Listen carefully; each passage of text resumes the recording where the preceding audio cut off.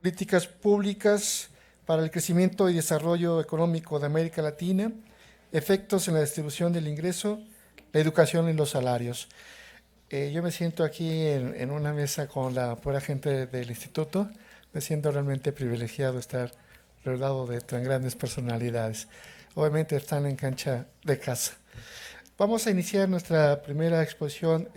La va a iniciar el doctor José Nabor Cruz Marcelo, que es doctor en Economía con mención honorífica por el posgrado de Economía de la Universidad Nacional Autónoma de México. Ha sido ponente en más de 40 congresos nacionales e internacionales y además ha sido profesor, invitado en el Instituto Politécnico Nacional y otras universidades del país. Ha impartido diversos cursos en teoría económica, estadística a nivel licenciatura, así como en las áreas de especialización y la maestría de posgrado en economía de la UNAM. Ha sido ganador del primer lugar del Premio Anual de Investigación Económica, Maestro Jesús Silva Gerson, 2012, en su versión externa. Autor del libro La distribución del ingreso y los modelos del desarrollo económico en México y la coordinación del libro Reflexiones sobre las desigualdades y el desarrollo en México, una visión económica y social, ambos editados por la UNAM. Desarrolló 2 proyectos de investigación en una estancia postdoctoral en el Instituto de Investigaciones Económicas de nuestra universidad, de marzo de 2013 a septiembre de 2014. Actualmente es investigador asociado C, adscrito al Instituto de Investigaciones Económicas de la UNAM y es candidato a doctor por el SNI. Sus líneas de investigación: crecimiento y desarrollo económico, política industrial y fiscal, distribución del ingreso, pobreza y empleo informal. Le cedemos la palabra al doctor José Nabor. Muchas gracias, doctor. Muchas gracias. Buenas tardes a todos. Antes que nada, deseo agradecer a la doctora Eufemia por la invitación y por la coordinación de este excelente seminario. También gracias a ustedes por su asistencia. Siempre es un placer dar una charla aquí en mi casa, en el instituto, y sobre todo recibirlos a todos ustedes aquí es mucho más agradable aún. Efectivamente, el título del trabajo que presentaré el día de hoy es El estilo de crecimiento y la heterogeneidad estructural para América Latina, opciones de desarrollo posibles.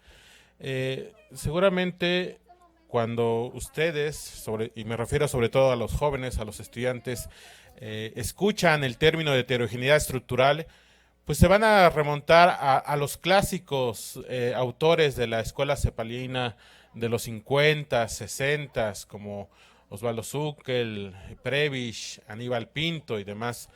Pero lo que ha ocurrido en América Latina, evidentemente a partir del cambio de paradigma de la década de los 80, pues me parece que ha condicionado mucho el estilo y el modo de crecimiento y desarrollo de nuestras economías, con la presencia aún, no quiero decir perpetua, pero que sí se ha mantenido en estos últimos casi 4 décadas, que es la heterogeneidad estructural. Pero la heterogeneidad estructural pensada en cómo se ha ido polarizando el crecimiento en ciertas áreas y ciertos sectores de las economías latinoamericanas, y que eso ha sido un obstáculo para que se pueda alcanzar un adecuado desarrollo económico. Entonces, la mayor parte de la presentación va a versar sobre algunos indicadores y variables económicas que, a partir de algunos estudios de la propia CEPAL, refuerzan la idea de no solo de la presencia al día de hoy de la heterogeneidad estructural, sino cómo esta puede condicionar no solamente el bajo crecimiento, sino fomentar la desigual distribución del ingreso que al día de hoy mantienen la mayoría de nuestras economías. Vamos a tener una revisión en la primera parte de la presentación muy ejecutiva sobre las ideas de la heterogeneidad estructural. Después, como ya lo mencioné, una revisión de algunas variables económicas, y al final de la presentación revisaremos de manera muy puntual algunas opciones de política pública que se han llevado a cabo en ciertas economías de América Latina y en ciertos estados de nuestro país, que si bien son esfuerzos importantes, pero aún son mínimos para combatir la informalidad, que una de las hipótesis del trabajo es que el empleo informal el sector informal, ha sido una expresión al día de hoy de esa continuidad de la heterogeneidad estructural en el aparato productivo de nuestras economías. Bueno, este primer esquema que lo presenta en uno de sus documentos seminales de la CEPAL, que bajo la dirección de la profesora Alicia Bárcena, a partir del 2010, empiezan a publicar una serie de 3 documentos que me parecen muy relevantes. El primero de ellos, brechas por cerrar, caminos por abrir.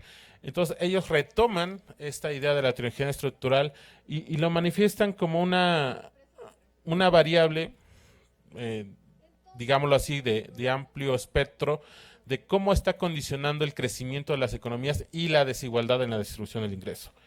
¿Qué tenemos? Tenemos que finalmente la heterogeneidad estructural se puede ver como una expresión de diferencias en la productividad dentro de sectores económicos de un país.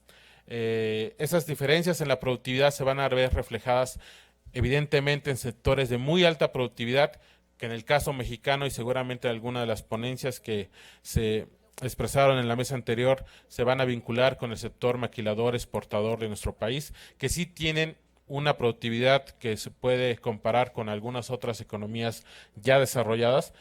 Pero aparte de ese sector muy pequeñito y que captura, y que lo vamos a ver con algunos indicadores, captura muy poco empleo, tenemos un amplio sector de baja productividad que se puede asociar con la informalidad y que captura la mayoría de los empleos de nuestras economías. Y esto empieza a provocar un círculo vicioso negativo, evidentemente, de empleos de baja productividad, que están alojados en la informalidad, que tienen bajos salarios, que no tienen prestaciones sociales, y es ahí donde se contagia la heterogeneidad estructural del aparato productivo de una economía sobre la desigual distribución del ingreso dentro de los agentes de la misma, de cada una de las economías.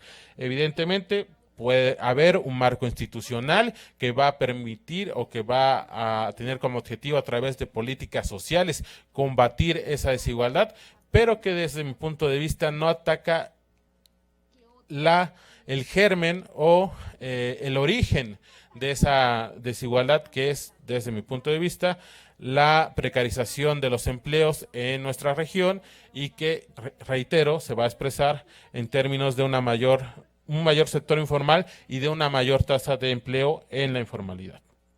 Pero bueno, CEPAL en un segundo documento hace un análisis sobre una cierta clasificación de las economías más relevantes de nuestra región sobre 3 diferentes niveles de heterogeneidad estructural en su aparato productivo, pensando, y eso es lo que quiero que también lo tomen en cuenta, sobre todo los estudiantes, pensando la heterogeneidad estructural como un factor que va a expresar los diferentes niveles de productividad que haya al interior de cada uno de los sectores. Podemos tomar así, primario, terciario y secundario, en cada una de estas economías.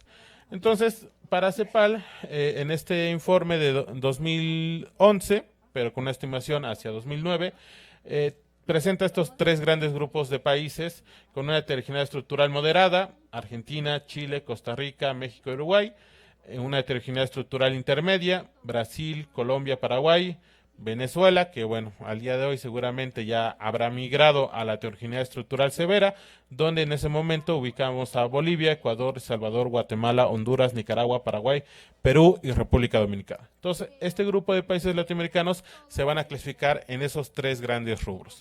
Y a partir de ahí podemos ver algunos datos relevantes de cómo está en un primer momento clasificado el empleo en estas economías y la distribución del ingreso. En este primer gráfico podemos observar la composición del empleo según el estrato productivo. Recuerden, la idea de la heterogeneidad estructural es cómo vamos a analizar la concentración, en este caso del empleo, en esos 3 grandes rubros productivos. En un grupo, un sector alto, un sector medio y un sector bajo. En este ejercicio comparativo, CEPAL ofrece como dato a comparar la economía de Portugal.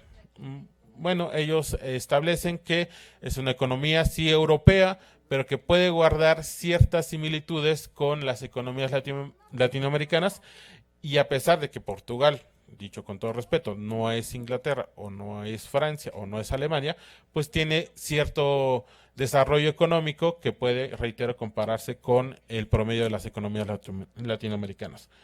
Me parece que lo más relevante es cómo en ese grupo de países, sobre todo recuerden por favor los de heterogeneidad estructural severa, que son este grupo de 8 economías, pues prácticamente confirman la idea añeja de la heterogeneidad estructural que esos autores clásicos ya escribían hacia los 50 y 60 del siglo pasado. Es decir, que el porcentaje de empleo está concentrado en los sectores de baja productividad, que es desde su lugar, el lado izquierdo, donde la línea azul sombreada va a reflejar que prácticamente en esas economías que tienen una severa heterogeneidad estructural, prácticamente el 60% de los trabajadores están concentrados en sectores de baja productividad. ¿Qué vemos con Portugal? Que es la barra azul. Que prácticamente la mayoría de sus trabajadores están concentrados en el sector de media productividad. Si bien no ha alcanzado un alto grado de productividad dentro de el porcentaje de empleo con relación al total, pues sí se ve una fuerte diferencia con relación a las economías latinoamericanas. Portugal concentra casi el 48% de sus trabajos en empleos de productividad media, pero una vez más, los países con heterogeneidad estructural severa presentan apenas el 20%. Entonces, desde ahí ya marcamos una diferencia importante de cómo, con estos datos de la primera década de este siglo, pues sigue permaneciendo esa fuerte concentración por parte de los países latinoamericanos de su porcentaje de empleo en áreas de baja productividad. Con el tema de la distribución del ingreso, es mucho más dramática la diferencia en cuanto a los ingresos de este conjunto de países latinoamericanos con Portugal. Son en la tabulación miles de dólares y está clasificado por quintiles. Recordemos que para la clasificación, una clasificación clásica, para la distribución del ingreso de una economía, lo podemos clasificar por deciles o por quintiles. Cada quintil va a agrupar cada uno de los dos primeros deciles. El quintil 1 va a ser el decil 1 y decil 2, el quintil 2 va a ser el quintil 3 y el decil 3 y decil 4 y así sucesivamente. Evidentemente el quintil 1 va a concentrar a la población más pobre de una economía y el quintil 5 va a concentrar a la población más rica de una economía. Entonces es verdaderamente abismal la diferencia entre Portugal para los ingresos de la población más rica, que aproximadamente el ingreso per cápita promedio de los hogares que estén clasificados en el decil 9 y en el decil 10, es decir, el quintil 5, con aproximadamente 45,000 dólares per cápita anuales, y para el conjunto de países con heterogeneidad estructural severa, apenas se alcanza los 15,000 dólares per cápita. Prácticamente 30,000 dólares de diferencia entre el mismo grupo de hogares ricos, entrecomillado, entre Portugal y los países latinoamericanos con heterogeneidad estructural severa. Evidentemente en el resto de los quintiles, en el resto de los deciles, esa diferenciación es sumamente marcada. ¿Y qué nos puede llevar este gráfico? Nos puede llevar a una primera hipótesis en la cual es evidente que si hay una fuerte diferenciación entre los ingresos de estos países, es debido al tipo de salarios que reciben los trabajadores en estas economías. Podemos, evidentemente, generar demasiadas hipótesis de estudio sobre por qué está manteniéndose la heterogeneidad estructural en nuestras economías, desde las hipótesis de crecimiento económico insuficiente, un marco legal que condiciona la subcontratación en el mercado laboral no solamente mexicano, sino latinoamericano, que hay una mala organización de la política social asistencialista, que es la hipótesis Santiago-Levy, o que hay efectos negativos de la apertura comercial y la globalización en cuanto a las economías latinoamericanas. Hay muchas hipótesis que pueden establecer por qué permanece esta gran diferenciación, no solamente de productividad, sino también de cuestión de empleo y de distribución del ingreso entre economías latinoamericanas en su conjunto y contra versus economías, en este caso europeas, como la de Portugal. En realidad, me parece que yo me voy a ir un poco más a explicar la permanencia de la heterogeneidad estructural debido a esta inalteración de la composición del empleo en nuestras economías. Este primer cuadro, que con datos de CEPAL, entre 90 y 2008, justo antes de que estalle la crisis económica financiera de hace 10 años, vemos que prácticamente, nuevamente, bajo la clasificación de la CEPAL, pues el empleo, el porcentaje del empleo que capturaban las economías latinoamericanas en sectores de alta productividad prácticamente no se modificó de 1990 a 2008.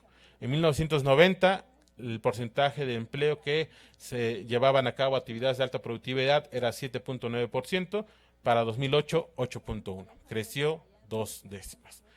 Sin embargo, los sectores de baja productividad mantuvieron el mismo porcentaje también en cuanto a absorción de empleo. Entonces, ¿qué nos está diciendo estos datos ofrecidos por la CEPAL?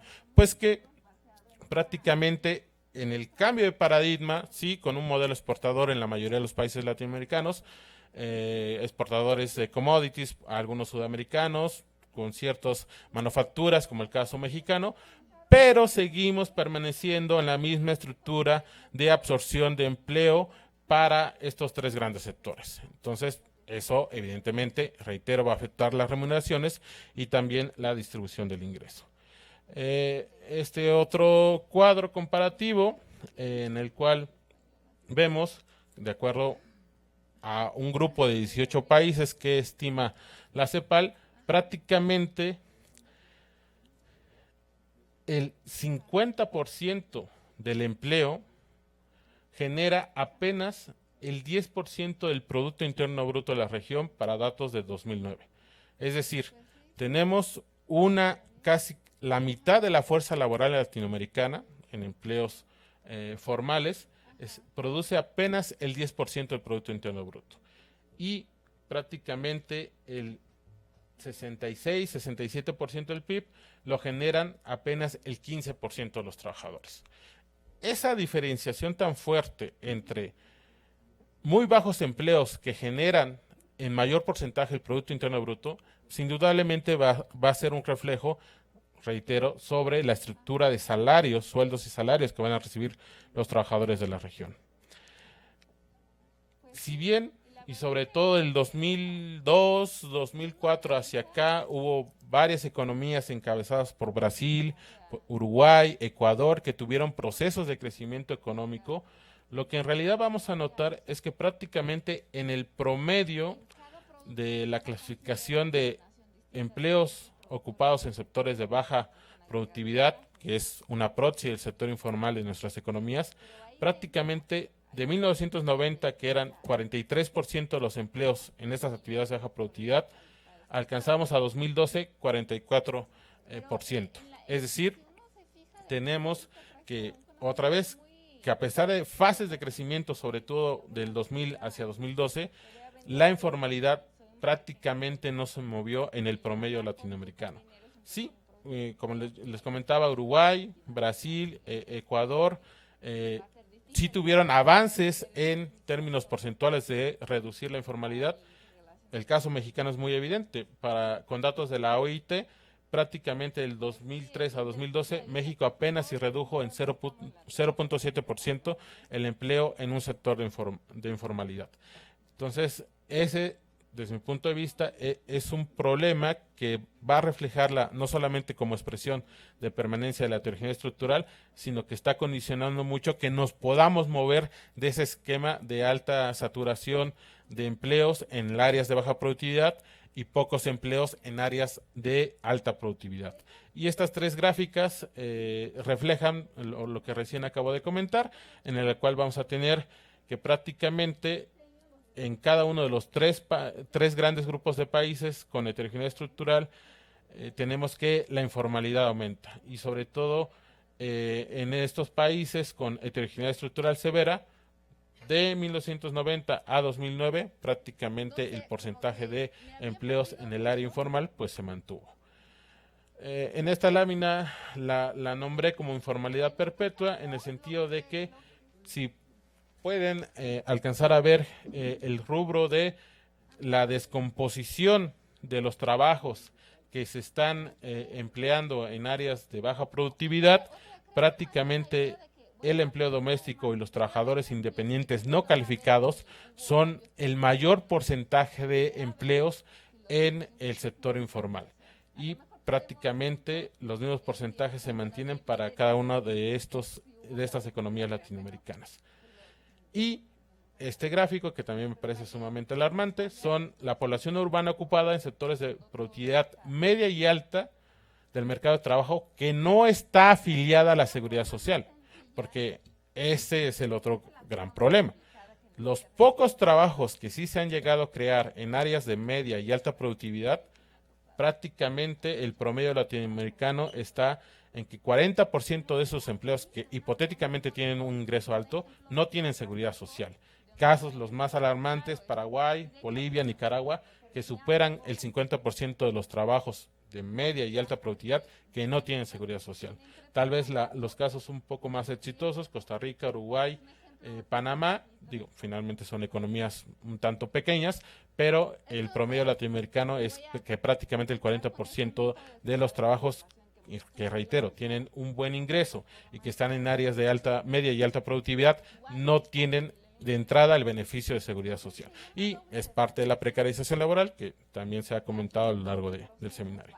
Entonces, tenemos evidentemente estos datos, y ya me voy a ir un poquito más rápido para concluir.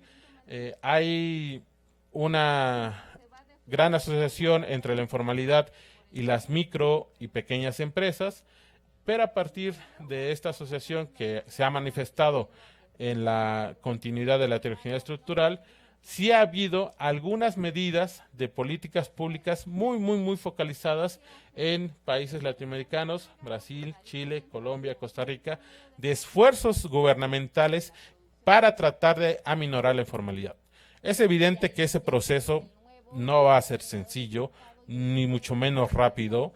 Tendría que pasar, no solamente en términos de contexto mexicano, un sexenio, sino 2 o 3, para que se viera reflejado de manera fuerte la reducción de la informalidad. Pero bueno, lo que quiero resaltar en esta lámina es que sí hay, por parte de estos países latinoamericanos, esfuerzos que se han concentrado en ir otorgando seguridad social a sus trabajadores, y en el caso mexicano, pues aunque reitero, también esfuerzos mínimos, pero sí hay también en Baja California, Chihuahua, Hidalgo, Nuevo León, en los últimos años, en los últimos 5 años, más que campañas, políticas públicas para tratar de fortalecer la formalidad de los trabajos.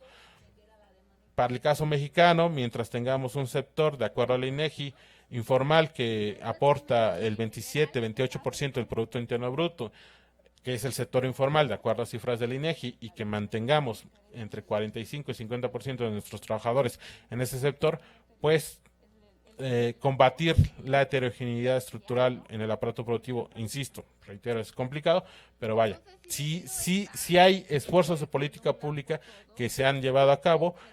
Es muy complicado que veamos resultados en el muy corto plazo, pero bueno, creo, un buen inicio para establecer, y sobre todo en esta área de oportunidad que se le presenta a nuestro país en los próximos 6 años, pues que verdaderamente haya una reducción de la informalidad. Ya para terminar, algunas conclusiones preliminares de este análisis. Habrá que eliminar el incentivo de permanecer en la informalidad para las MIPYMES. Deberá evidentemente haber una mayor transferencia de tecnología para elevar su competitividad y producción en el contexto global, recaudación de mayores impuestos que garanticen el acceso a seguridad social, y evidentemente disminuir la presencia de la informalidad en los diversos ámbitos de la economía.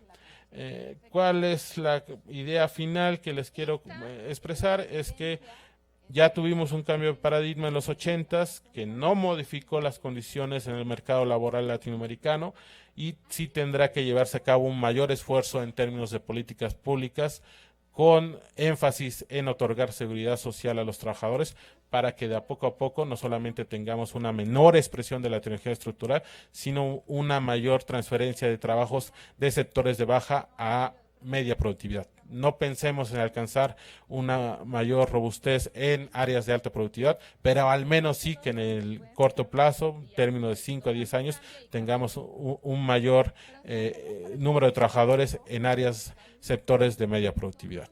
Sería todo, muchas gracias.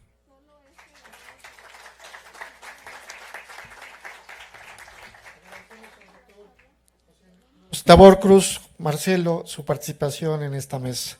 Vamos a darle paso a la maestra Ana Patricia Sosa Ferreira con el tema de un acercamiento a la relación redistribución y crecimiento más allá de la política de ingreso-gasto.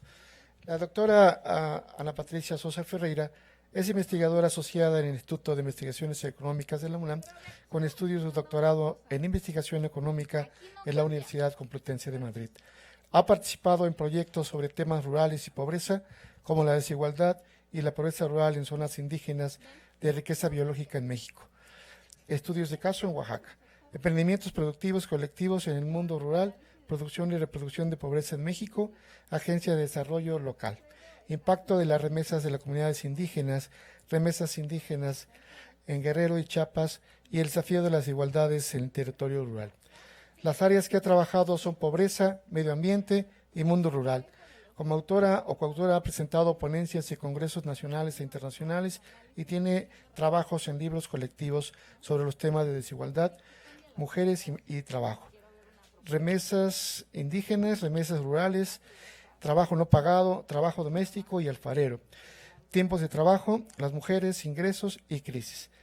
Es profesora de Economía y Economía Contemporánea en la Facultad de Ciencias Políticas y Sociales y ha sido coordinadora académica de 9 series de televisión del Instituto de Investigaciones Económicas, practicando de economía. Cedo la palabra a la doctora Ana Patricia para poner atención a su plática.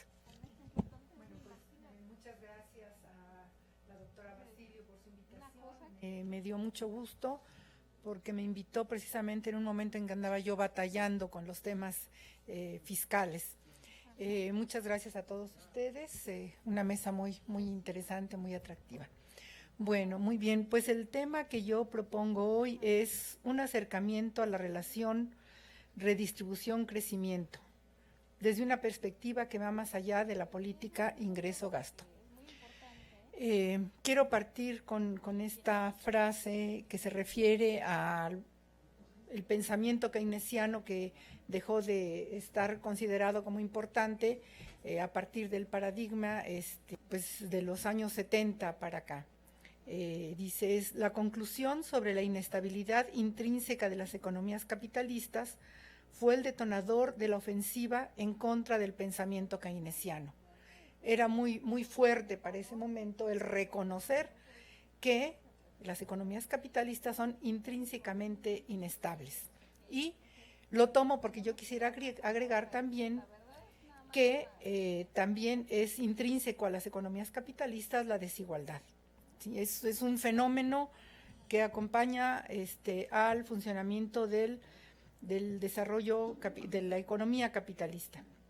Bueno, esta desigualdad, un poco ya Nabor nos dio una parte muy importante de una manifestación de esta desigualdad, que es la desigualdad estructural.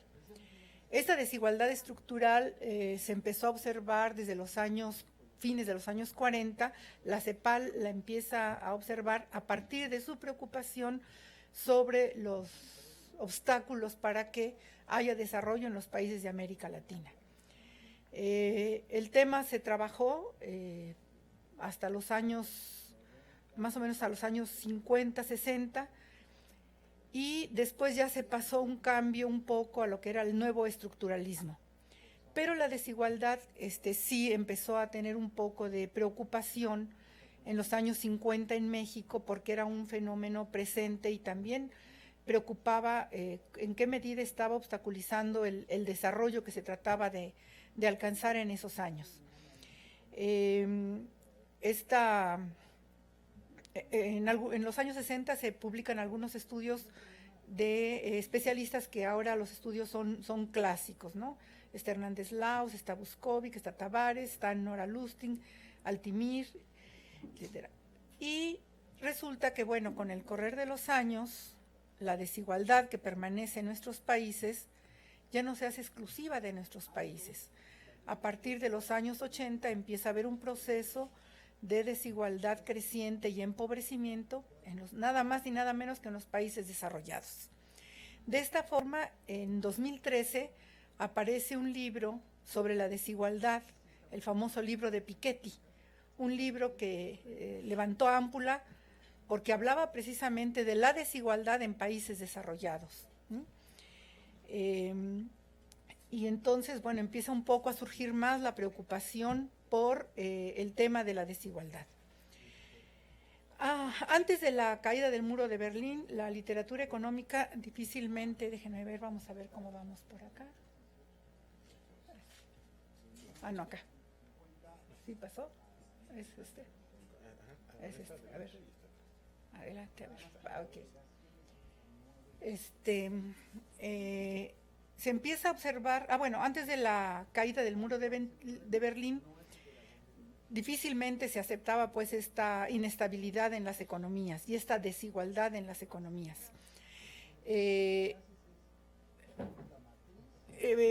Empieza pues a generarse mucha información. Ahora, si entramos a internet, hay 4 millones de documentos encontrados sobre pobreza y hay 7 millones sobre desigualdad. Entonces, rápidamente el tema de la desigualdad se puso de moda. Bueno, para efectos de nuestro trabajo, nosotros consideramos la desigualdad como un sistema de fenómenos coimplicados. No es un solo fenómeno, si son varios fenómenos que están vinculados con la distribución o acceso diferenciado a los bienes económicos, a las oportunidades y a los derechos. ¿Sí? El comportamiento de estos fenómenos que está determinado por la estructura socioeconómica de la sociedad. Entonces, esta expresión de la heterogeneidad podemos verla cómo se expresa. Ya Nabor nos ilustró en el aspecto económico, pero no solo es una desigualdad económica, también es una desigualdad social, es una desigualdad de derechos, es una desigualdad de justicia y muchas desigualdades más. Y también se expresa esta desigualdad a diferentes niveles, a nivel nacional, a nivel regional, a nivel local, a nivel estatal, a nivel territorial, a nivel sectorial, a nivel urbano, a nivel salarial, de ingresos, etcétera. Entonces, esta noción de heterogeneidad la tenemos, pues, a partir de la perspectiva de la desigualdad, mucho más compleja. Pero es una desigualdad estructural, finalmente, ¿sí? Finalmente va a estar dependiendo de la estructura de cada sistema económico. Para América Latina esta desigualdad es mucho más compleja y mucho más desigualdad que las de las economías desarrolladas, y porque arrastra desigualdades que vienen ya de una larga historia de inequidades. La desigualdad, es decir, estamos viendo cómo se aparece y se desarrolla en las economías desarrolladas, y en las economías no desarrolladas se profundiza con las políticas de ajustes estructurales. Vamos a ver cómo. Ok. Bueno, esto un poco ya lo señalábamos. Y entonces la preocupación de una política macroeconómica para la desigualdad no puede disociar el cambio estructural del ciclo y la estabilidad real de una tasa de crecimiento a largo plazo. Si pensamos en atender la desigualdad, tenemos que considerar estos fenómenos, pero además tiene que ser de una manera integrada. ¿Sí? Estamos hablando de muchas desigualdades y, bueno, entonces se tendrán que atacar de manera integrada. Y priorizando la solución de la heterogeneidad estructural y la desigualdad en acceso a capacidades y a oportunidades. Bueno, la forma más clásica para observar la desigualdad es la desigualdad en el ingreso, ¿no? Esa es la desigualdad más fácil de observar, es la desigualdad que incluso hay mucha información a partir de la distribución por deciles, por quintiles, y es a partir de esta desigualdad que se plantean las políticas económicas. Este enfoque de la desigualdad, debemos decirlo, está alejado de temas como la concentración y como temas que tienen que ver con lo que finalmente es explotación. O sea, no aparecen términos como explotación ni como concentración alrededor de la heterogeneidad estructural. ¿Cuáles son los dos elementos fundamentales de acceso a la desigualdad? Pues uno, la forma en la que nosotros obtenemos nuestros ingresos, y la otra es la forma en que los utilizamos, es decir, cómo accedemos a los bienes.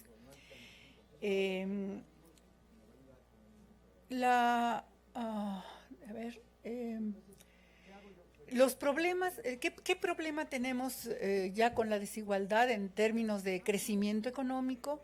Bueno, es que la desigualdad va deteriorando la capacidad de alcanzar consensos sobre políticas económicas, cómo disminuir la polarización social, cómo alcanzar decisiones colectivas, pero además la desigualdad reduce algo que es muy importante, que es la estabilidad y la predictibilidad de las decisiones del gobierno, ¿sí? Esto implica una cierta adversidad para la política de inversión para el crecimiento. Y otro factor muy importante es la inestabilidad política. Entonces, es aquí un poco la importancia del tema de la desigualdad, ¿sí? Bueno, ya nos habló Nabor de las diferencias en la tasa de participación de la fuerza de trabajo, en los mejores niveles de empleo y en los lugares donde hay una mayor productividad. Vemos, ok. Bueno, ¿qué con la desigualdad y la política fiscal?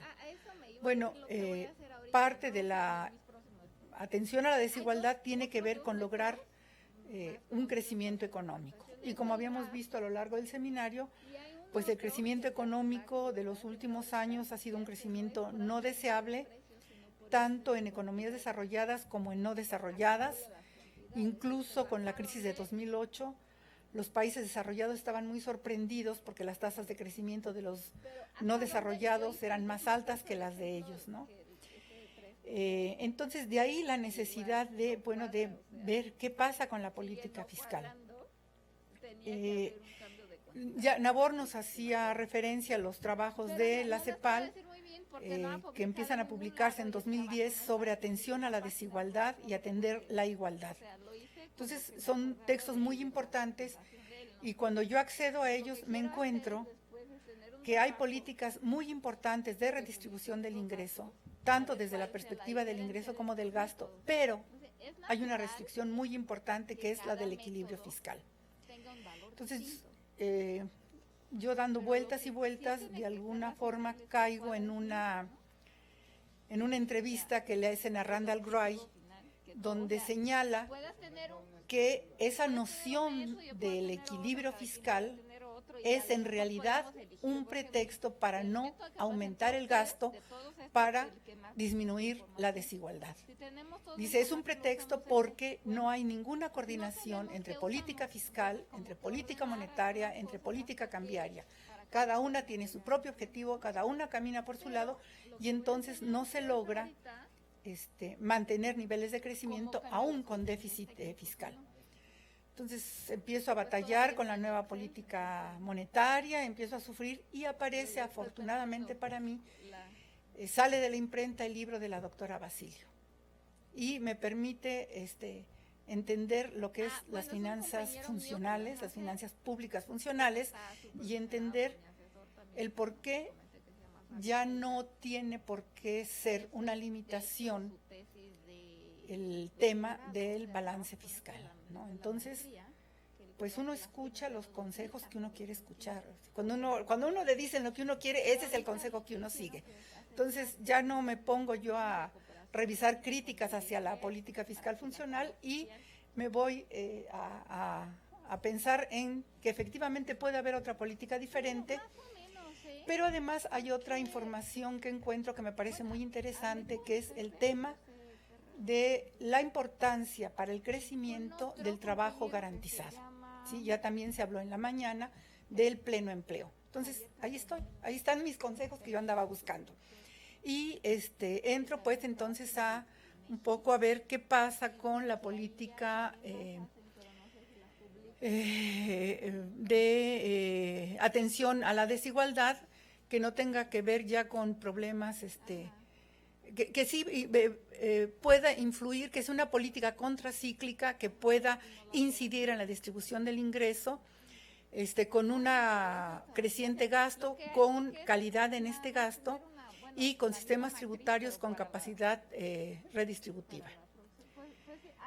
Bueno, las consecuencias de la desigualdad y el crecimiento, bueno, se ha señalado que una alta desigualdad deprime el crecimiento, que exacerba las imperfecciones del mercado de capitales, que aumenta la inestabilidad política y las tasas de criminalidad, la incertidumbre de la que ya hablábamos, que erosiona los incentivos microeconómicos e incrementa los costos de manejo de mano de obra. Bueno, yo tramposamente también me voy a el tema de los gastos. Aquí es mi apoyo teórico sobre la hacienda funcional, que ya lo vi rápidamente, y no los quiero aburrir con los datos que ya tenemos sobre la distribución del ingreso por deciles. La manifestación más grave y más fuerte de la desigualdad es la pobreza. Tenemos muchos datos y mucha información sobre pobreza, entonces nada más me voy un poco a la numeralia que refleja esta desigualdad tan fuerte que hay a todos los niveles en una economía. Ya un poco nos hablaba Nabor de la desigualdad estructural. El 10% de las empresas concentran el 93% de los activos físicos y el 90% restante dispone del 7% de los bienes de capital. El 90% de los activos financieros es propiedad del 10% más rico. Los ingresos de los hogares por decil, tenemos que el 30% de los hogares con mayores ingresos concentran el 63% de los ingresos corrientes totales, mientras que el 30% de los hogares con los meros ingresos participan con el 9% del ingreso. El último decil de los ingresos en México, el decil más alto captó 21 veces más ingreso que el nivel más bajo. Y el ingreso promedio de los hogares del decil más pobre tuvieron un promedio de ingreso trimestral de 8,000 pesos, mientras el del ingreso más alto fue de 168,000 pesos. El ingreso por hogar fue de 91 pesos por día en el decil más pobre y ascendió a 1,876 en el más alto. El ingreso de los perceptores por hogar fue de 37 pesos diarios para el primer decil y de 766 para el más alto. El ingreso corriente promedio trimestral fue de 87,000 pesos en Nuevo León, en la Ciudad de México y en Guerrero fue de 26,000 pesos y en Chiapas de 23,000 pesos. Aquí estamos viendo la desigualdad territorial. Los menores ingresos en áreas rurales correspondieron a Guerrero, 19,000 pesos, y Chiapas, 14,000 pesos. El gasto corriente monetario promedio trimestral por hogar es de 28,000 pesos. Se gasta el 35% en alimentos, el 19% en transporte, el 2% en educación, el 9% en combustibles, etcétera, etcétera. Eso nos da idea de que quienes menos ingreso tienen, una mayor proporción de su ingreso tiene que irse a alimentos, dejando los demás rubros sin ninguna posibilidad de acceso. En las localidades urbanas, el gasto corriente promedio trimestral fue para 2016 de 31,000 pesos, en las rurales fue de 16,000. Los gastos trimestrales corrientes por hogar fueron más altos en Baja California Sur con 26,000 pesos, mientras que en Oaxaca y Chiapas fue de 13,000 y 10,000. En Chiapas se destinó un gasto promedio en alimentos de 74 pesos diarios y 4 o 5 pesos diarios a cuidados de la salud. Entre 2010 y 2014, alguien hablaba del ingreso entre 2000, rápidamente, bueno, 2014 es similar al de 1970. Entonces, entre 2010 y 2014, el poder adquisitivo del ingreso laboral promedio disminuyó 5.5%. Bueno, 7 de cada 10 personas hablantes de lengua indígena están en situación de pobreza, 21 millones de personas tienen hambre. Sí, bueno, entonces yo tramposamente también me fui al tema del gasto porque encontré que en la reducción de la desigualdad entre el ingreso, la política de ingreso, de redistribución a partir del ingreso no es tan efectiva como la política a partir del gasto. Y bueno, los trabajos que encontré para verificar si esto efectivamente es así, los modelos macroeconométricos no lograron encontrar esta vinculación. Bueno, pero vamos a ver. ¿Qué es lo que señalan? Que la incidencia tributaria depende de factores tan diversos y tan aleatorios como estructuras de mercado, movilidad, factores y grados de apertura, entre muchos otros, lo que no permite ver si efectivamente la política redistributiva a través del ingreso es importante.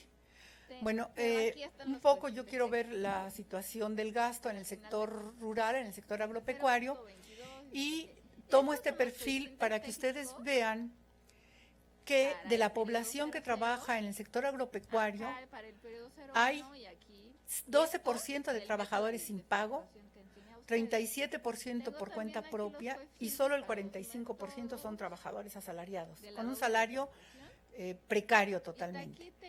Hay 1 millón de personas sin pago, casi 2 millones hasta con un salario mínimo y 2 millones entre 1 y 2 salarios mínimos.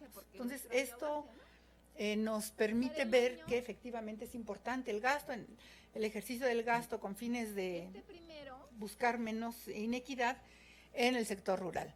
Entonces tenemos la Ley de Desarrollo Rural Sustentable que buscaba una visión integral de la atención de la desigualdad en el desarrollo rural,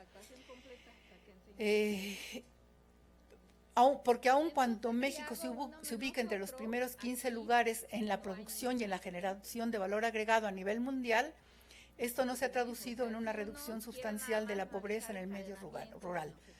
En 2012 se aprobaron 390,000 millones, pero para 2018 se redujo los recursos destinados a este sector. Una cosa es el gasto, otra cosa es el recurso destinado y otra cosa es la aplicación del gasto. ¿Qué está pasando con este gasto en el sector rural?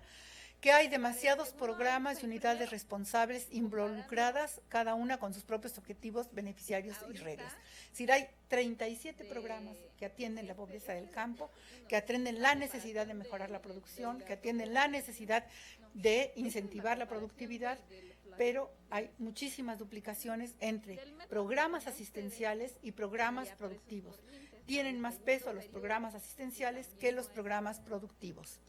Hay una ausencia de una instancia rectora que dirija una estrategia única de desarrollo en el campo, se carece de metas físicas cuantificables para medir los avances, que hay programas, subprogramas y componentes que se duplican y se contraponen y que se da prioridad a los programas sociales sobre los programas productivos. Y eso es un poco la importancia para mí que fue de encontrar que efectivamente se puede mejorar la atención a la desigualdad en el campo entre regiones y que posiblemente se pudiera estimular la inversión, pero con pequeñas inversiones a nivel local, a nivel municipal, que generen empleo que aumenten el nivel de ingreso de la población, aunque sea empleo temporal, desde esa perspectiva de que el empleo y este mejoramiento en el ingreso aumenta la capacidad de consumo, aumenta el mercado interno y esto puede dinamizar las regiones a pequeño nivel sin que tengan que hacerse las grandes obras. Bueno, es que no estoy analizando si hubo cambio técnico. Gracias. No, de hecho, estoy analizando si cambia. Agradecemos a la doctora Ana Patricia Sosa su participación y vamos a dar paso a la nueva ponencia de la política fiscal y el alivio a los pobres. Nos acompaña el maestro Bernardo Ramírez Pablo, que es académico de tiempo completo del Instituto de Investigaciones Económicas de la UNAM, adscrito a la Unidad de Historia Económica, y su tema principal es el financiamiento de los pobres. Por favor, maestro.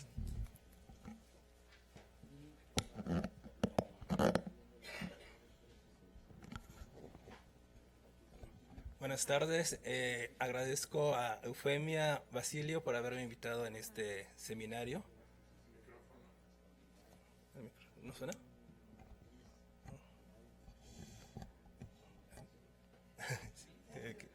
Okay. Agradezco la invitación que me hizo la doctora Eufemia Basilio para participar en este seminario y en particular en esta mesa donde comparto temas de investigación con el doctor Nabor, la maestra Pati Sosa, y voy a presentar una ponencia sobre la política fiscal y el alivio de pobres.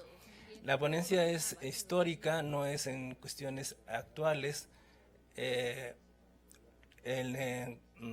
el transcurso del seminario se han mostrado muchos datos de cómo es la política fiscal en este momento y lo que se espera en el próximo gobierno, pero la ponencia que yo les presento es histórica, nada más que la encuentren. ¿Dónde está? Pues sí, se la de la niña.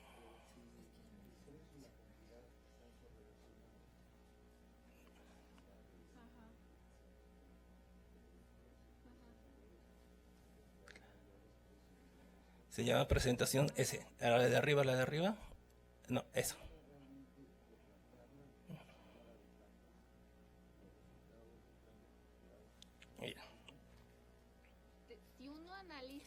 Bueno, el alivio de la pobreza. Se considera la pobreza como una condición en la que las personas carecen de la libertad para decidir su presente y su futuro, dando como resultado un nivel de vida caracterizado por numerosas y permanentes privaciones. La Agenda Internacional contra la Pobreza, a partir de 1950, la podemos dividir de la siguiente manera. De 1950 a 1970, la lucha contra la pobreza se relacionaba con el impulso al desarrollo y se caracterizó por el incremento a las inversiones en capital físico e infraestructura. A partir de la década de 1970, la inversión en salud y educación para el tratamiento de la pobreza se incorporó y la inversión en capital humano para la superación de la pobreza. Y en la década de 1980, en plena crisis, la política mundial contra la pobreza tomó una nueva dirección debido a la instauración del neoliberalismo.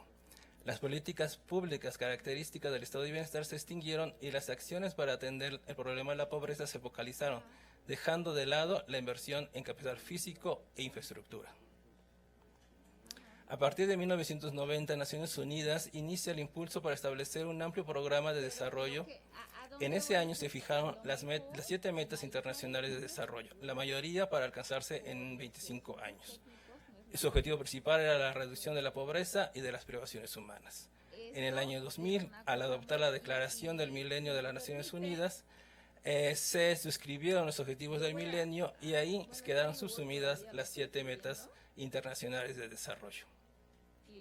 Estos objetivos de desarrollo del milenio tienen el principal o el primero era erradicar la pobreza extrema y el hambre. En septiembre de 2015 es adoptada la Agenda 2030 para el Desarrollo Sostenible. Es aprobada por 150 jefes de Estado y es la continuación del compromiso mundial iniciado en 1990 con las metas internacionales de desarrollo. Bueno, a lo mejor ya no lo enseño esto. Lo que pasa... Estos son los objetivos de desarrollo sostenible y igual el primero de ellos es el fin a la pobreza. o tratar de poner fin a la pobreza. A partir de 1990, los programas de transferencias monetarias condicionadas, los Conditional Cash Transfer, se colocan como el eje central de la lucha a nivel mundial contra la pobreza y actualmente mantienen ese papel. Las transferencias están acondicionadas a los servicios sociales básicos de salud y educación, es decir, se continúan y fortalecen la inversión en capital humano como elemento esencial para la superación generacional de la pobreza. Al inicio del siglo XXI, en el año 2000, los programas de transferencias monetarias condicionadas e inversión en capital humano se le adicionan la creación de oportunidades para que los pobres aumenten sus activos y con ello su inserción en el mercado. Esto básicamente son los proyectos productivos, el microcrédito, el acceso al sector bancario. La política fiscal es un instrumento fundamental para alcanzar un crecimiento económico inclusivo y con mayor igualdad y de esta manera lograr la Agenda 2030 y sus objetivos de desarrollo sostenible. Sin embargo, como lo vimos en las conferencias magistrales del día de ayer, tanto el doctor Ugarteche como Moreno Brit nos explican que nuestro sistema fiscal no responde a esa necesidad, no solo por las deficiencias en el diseño y la administración de los tributos, sino también y principalmente por la elevada evasión impositiva, tanto en el ámbito doméstico como a nivel internacional y por la existencia de cuantiosos gastos tributarios. Este es un cuadro que elaboró Mesac Moreno Calva, que es becario del proyecto PAPI que coordina el doctor José Nabor Cruz Marcelo, y en el que nos enlista los programas de política social en México de 1968 a 2014, bueno, a la fecha, porque Prospera sigue vigente, y aquí nos damos cuenta cómo, al igual que en la Agenda Internacional contra la Pobreza, en 1968 se privilegiaba la construcción de infraestructura en comunidades rurales o pobres y se fue transitando a programas de transferencias monetarias ya focalizadas. Bueno, es de la agenda internacional actual de la lucha contra la pobreza. Sin embargo, los esfuerzos para disminuir o erradicar la pobreza han estado presentes en las sociedades desde hace mucho tiempo. ¿Quiénes son los pobres y cómo le vamos a darle ayuda? Han sido preguntas que se han elaborado hace mucho tiempo y que han recibido diferentes respuestas, pero que a lo largo del tiempo vemos que también son muy similares. Como antecedente del alivio de los pobres en el pensamiento occidental, que es el que prevalece actualmente, vemos que está estado presente en toda su historia moderna y que tiene sus raíces en la caridad cristiana. Desde un inicio hay una distinción entre pobres dignos de ayuda y los que no son. Es decir, esta idea de que los apoyos deben ser universales es más bien reciente, porque siempre se ha estado separado o se ha estado tratando de separar quiénes de esa masa de pobres pueden ser dignos de ayuda y quiénes no lo son. De acuerdo a Michel Moyar, la caridad como concepto cristiano para proporcionar alivio a los pobres se desarrolla en Europa durante la Edad Tardía, es decir, el siglo III y IV, que es el surgimiento de la Iglesia Católica. En el siglo V se van a realizar concilios y se vuelve a ratificar esta división de pobres dignos e indignos, entre el pauper o pobre y el indigente vagabundo. El primero de ellos era un hombre libre, no era indigente, poseía y transmitía algunos bienes, y el segundo se le asociaba con la criminalidad y transmisión de enfermedades. Aquí en todo este proceso la limosna se va a establecer como un deber hacia el prójimo y principalmente va a ser la iglesia la que va a proporcionar el alivio a los pobres, bueno, o que va a administrar todo el dinero que se otorga a través de la limosna para el alivio de los pobres. Durante la Baja Edad Media las condiciones económicas y políticas y demográficas cambian, la población aumenta después de la peste sufrida en los siglos XIII y XIV, y también el feudalismo se empieza a desdibujar por el surgimiento de un nuevo orden económico y de una nueva clase que son los comerciantes. Entonces, aquí ya entonces debe de haber se transita a nuevas formas de dar alivio a los pobres. Los pobres y los indigentes se incrementaron el número en las ciudades y por lo tanto va a cambiar la forma de ver cómo se le va a ayudar. Bueno, esto del siglo XIII sigue siendo la ayuda que otorga la iglesia a través de los hospitales y de los monasterios, y que también los reyes veían como su obligación hacer justicia y proteger a los débiles, y proporcionaban también de manera personal y no de manera institucional el ayuda a los pobres. Entonces, separamos En el medievo la todo conciencia lo que social de nosotros proteger a los estamos pobres era acompañada con el desdén a los mismos. Esto es importante porque generalmente se piensa que la idea de pobre o de permanecer en la pobreza es por una cuestión de religión. Sin embargo, está como que más claro de que la pobreza como una decisión de vida es la que se admira y la pobreza en la que se nace es la que se rechaza y la que es repulsiva, que no necesariamente tiene que ser la misma. En la Baja Edad Media, varios países como España, Francia, Portugal y las ciudades del norte de Europa tenían estatutos para controlar la migración de los indigentes del campo a las ciudades y obligarlos a trabajar. Se prohibía mendigar a todos aquellos capaces de trabajar, definidos como vagabundos y holgazanes o pobres fingidos, a los que se les distingue de los verdaderos pobres o los que eran dignos de ayuda. nada más tengo los efectos frescos. Los estatutos y ordenanzas se endurecieron a partir del siglo IV y las migraciones se acentuaron la marginación y la delincuencia ya existente en las ciudades, generando sentimientos de desconfianza y ocasionando que muchos de los pobres urbanos quedaran al margen de la caridad. Trataban de entonces de expulsar a los pobres y que regresaran al campo. En edad temprana del siglo XV al XVIII sucede algo novenoso en el alivio de los pobres. En Inglaterra los monasterios entraron en declive y su disolución durante el reinado de Enrique VIII propició que la ayuda a los pobres dejara de ser motivada únicamente por la caridad.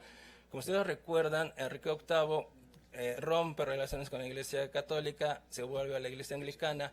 Los monasterios, que eran los más ricos en propiedades dentro de la Iglesia Católica, son amortizados o vendidos a los nobles y por lo tanto el sistema de ayuda hasta en ese momento prevaleciente pues se resquebraja. Sin embargo, es hasta que su hija Isabel I hace un compendio de leyes que se conoce como leyes de pobres, cuando los impuestos por primera vez financiaron la ayuda otorgada a los pobres. Así no solo se inicia la institucionalización de la caridad, sino que además a partir de ese momento la pobreza dejó de analizarse mediante la ética personal, pasando y formando una conciencia social. De hecho, no estoy dando tanta importancia. Aún con este gran avance que es el financiamiento del Estado, las leyes de pobres seguían cumpliendo funciones medievales: contener la migración de la gran masa de indigentes y proporcionar la mayor cantidad posible de brazos para la industria y el ejército. Las leyes de pobres se modificaron significativamente en 1934. Las leyes de 1601 a 1834 son conocidas como las antiguas leyes de pobres y a partir de 1834 a 1948 son las nuevas leyes de pobres. Las dos fueron ampliamente estudiadas por sus contemporáneos y criticadas muy fuertemente porque siempre se ha visto que el dinero destinado de los recursos fiscales hacia la ayuda de pobres podría es dinero perdido por situaciones de que los pobres son pobres por ocio, por ser holgazanes o porque no quieren salir de esa situación. Entonces, aunque se mantienen vigentes, sí hubo sí sufrieron bastante crítica por sus contemporáneos. En 1948, volveríamos con la primera lámina, que es la política con la política internacional de lucha contra la pobreza, y ya vemos que en 1950 arranca con las características que ya vimos. Pero igual se podría resolver también por efectos En la Edad Moderna, en 1750, con el inicio de la Revolución Industrial, el contexto cambia. Hay una explosión de pobres por las nuevas condiciones económicas. La gente es obligada a trabajar en las fábricas en situaciones miserables, y entonces se da un elemento crítico en la concepción y tratamiento del alivio a los pobres. En el texto La idea de la pobreza, Gertrude Himmelfarb señala que en ese momento cuando se deja de ver a los pobres como algo natural y se les lleva a un primer plano, es decir, se eleva al grado de problema que al día de hoy aún requiere solución. Tradicionalmente en el siglo XIX es donde inician los estudios sobre la pobreza. Los cambios económicos ocasionados por los nuevos factores de producción de la revolución industrial provocó un empobrecimiento de las masas debido a la pérdida de sus medios de subsistencia y empleo. En esta etapa comienzan a surgir preguntas de cómo y qué se podría considerar un nivel de vida aceptable y cómo medir ese nivel de vida. Así la pobreza y las formas de enfrentarlas se relacionan con diferentes épocas históricas y con las concepciones que se desprenden del pensamiento económico dominante. Si bien con las leyes de pobreza se inició el proceso de convertir la caridad en políticas públicas, a pesar de ello, la caridad privada en Inglaterra no disminuyó, al contrario, siguió acrecentándose. La caridad privada era más generosa cuando más generosa era la ayuda del Estado, por lo que Himmelfarb interpreta que en el alivio a los pobres siempre hay un impulso moral detrás del sistema. Yo la verdad no hice. Las leyes de pobreza estuvieron vigentes en Inglaterra hasta 1948, coincidiendo su terminación con el inicio del estado de bienestar. El origen del estado de bienestar puede ubicarse en diferentes momentos históricos y puntos geográficos. Sin embargo, el término War State fue acuñado en Inglaterra en 1942 y se refiere a las acciones del Estado financiadas por el gasto presupuestario en política social y distribución del ingreso. Ahora bien, para la política fiscal, para que pueda ayudar a cumplir los objetivos de la Agenda 2030 o reducir la pobreza y la desigualdad, debe de ser que la educación aumente el capital humano y que se pueda transferir ingresos. Actualmente la concepción dominante es que los gastos en programas sociales como las de transferencias monetarias condicionadas son las que más llegan a los pobres. Con todas las críticas que se le hagan a este programa, que no es el tema del seminario, lo dominante es ese, que las transferencias monetarias condicionadas siguen siendo la mejor forma de romper el círculo vicioso de la pobreza intergeneracional. Sin embargo, en América Latina la política fiscal no está desempeñando un papel de redistribución, como lo vimos con la ponencia del doctor José Nabor Cruz Marcelo. El estudio de la fiscalidad da cuenta no solo de las fuentes de ingresos, los mecanismos de recaudación y gasto de tal o cual gobierno, también da luces sobre los distintos proyectos políticos o de nación que se han implementado en nuestro país, sobre el auge o decadencia de ciertas actividades económicas e incluso sobre las causas de movilizaciones sociales. Esto de acuerdo a Haraway y a Boites en su libro de 2005. Así, por ejemplo, lo que hemos visto a lo largo de este seminario y sobre todo en el día de ayer con las conferencias magistrales de nuestro sistema fiscal débil, pues vemos que como un punto de partida sería el México borbónico, sobre todo a partir de la segunda mitad del siglo XVIII, que es donde existe un amplio acervo y es una época de reformas impositivas debido a la reorganización de las finanzas imperiales. A finales del siglo XVIII, las Cortes de Cádiz proponían el establecimiento de contribuciones directas como un impuesto igualitario, justo, barato y que no distorsionaba el funcionamiento del mercado. Recuerden que cuando llega la Casa Borbón a España y hace una nueva reorganización del imperio, empieza una mayor envío de remesas de la colonia a la metrópoli. Y para poder llevar a cabo ese fin, se hicieron unas reformas fiscales. Una muy importante es que se empezaron a contratar funcionarios a servicio de la corona y se dejó de tener las rentas vitalicias, que eran más la práctica de la Casa Austria cuando gobernaba España, y por lo tanto dieron un dinamismo mucho mayor a la recaudación fiscal. También se empezaron a grabar muchas actividades, más que prohibirles. Generalmente lo que oímos es que durante esta época se prohibieron muchas manufacturas y por lo tanto al ser México independiente, su industria era muy débil porque estaba prohibida, más que prohibirla estaba grabada y su grabación hizo que se desincentivara en la colonia. Pero para su fin en ese momento dio muchos resultados porque fue cuando mayor dinero se mandó de la Nueva España a la península. Sin embargo, dejaron un descontento social y una enorme deuda que terminamos heredándolo en el México independiente. En esa época, en el siglo XVIII, no es el siglo XVII, es el siglo XVIII, ahí estoy mal, Eric Van John lo llama como la era de las paradojas, porque el espectáculo aparente de una gran riqueza combinado con una extensa pobreza era, sin embargo, una de las características más señaladas de la mayoría de las sociedades del antiguo régimen, ya sea la colonia o la península, o ya sea Francia, Inglaterra. O sea, en el siglo XVIII esa era la paradoja. Sociedades muy pujantes, con enormes palacios, pero también con una gran masa de pobres. En la transición de la colonia de México independiente fue particularmente difícil debido a la desarticulación de la economía y la fragmentación fiscal que resultaron de la guerra de independencia. Aquí comenzamos con una nueva modernización del sistema fiscal, se deroga el tributo indígena, pero esta derogación que es fiscal va acompañado de un proyecto de nación. Todo lo que era indio, todo lo que era indígena se trataba de que se transitara a ciudadanos y por lo tanto desaparecieron la derogación del tributo indígena porque los indígenas ahora son ciudadanos, tienen sus derechos, pero también por lo tanto tienen la obligación de pagar todos los impuestos que antes no pagaban. Y nadie les dijo cómo hacer uso de sus derechos, pero sí le dijeron que tenían sus obligaciones. Esta modernización llegó hasta 1896 con Limantur con el fin del impuesto de las alcabalas.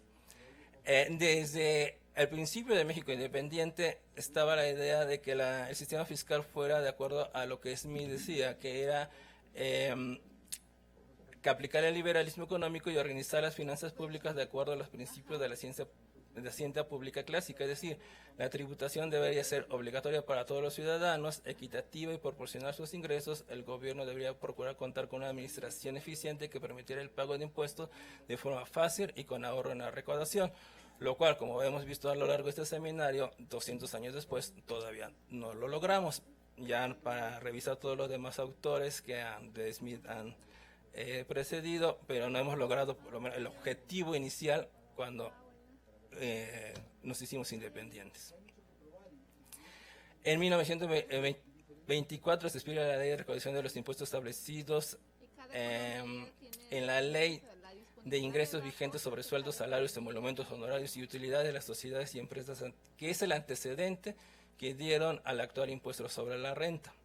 De acuerdo a las estadísticas de ingresos de la OCDE, el ICR sigue siendo la fuente de ingresos más importante utilizada para financiar el gasto público.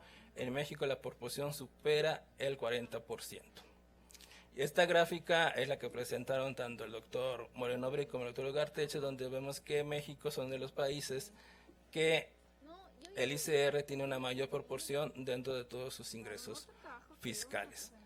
A lo largo, o la idea de la ponencia es mostrar que la ayuda a los pobres, aunque moderna, tiene un antecedente o tiene una carga muy importante de todo lo que se ha conceptuado como pobreza y pobre a lo largo de 2000 años.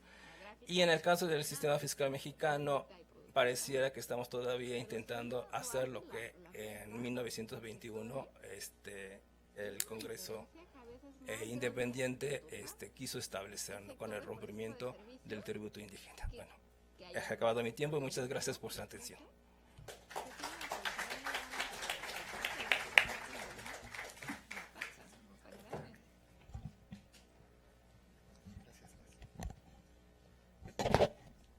Agradecemos al maestro Bernardo Ramírez Pablo su participación y aportación a esta mesa.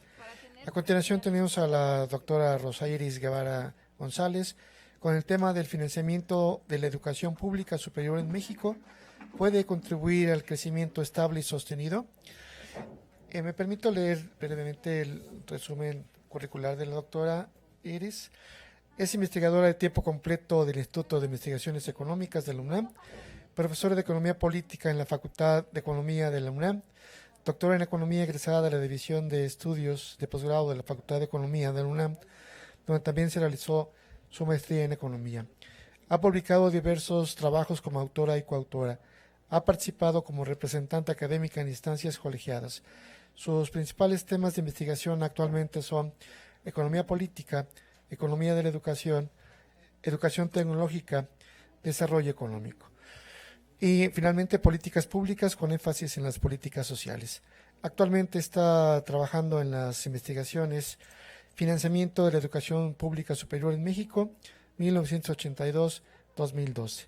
Globalización, política educativa y desarrollo. Formación de recursos humanos calificados, financiamiento de la educación tecnológica pública superior en México.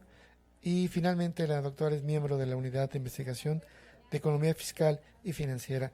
Doy paso a la doctora para que nos comente su ponencia.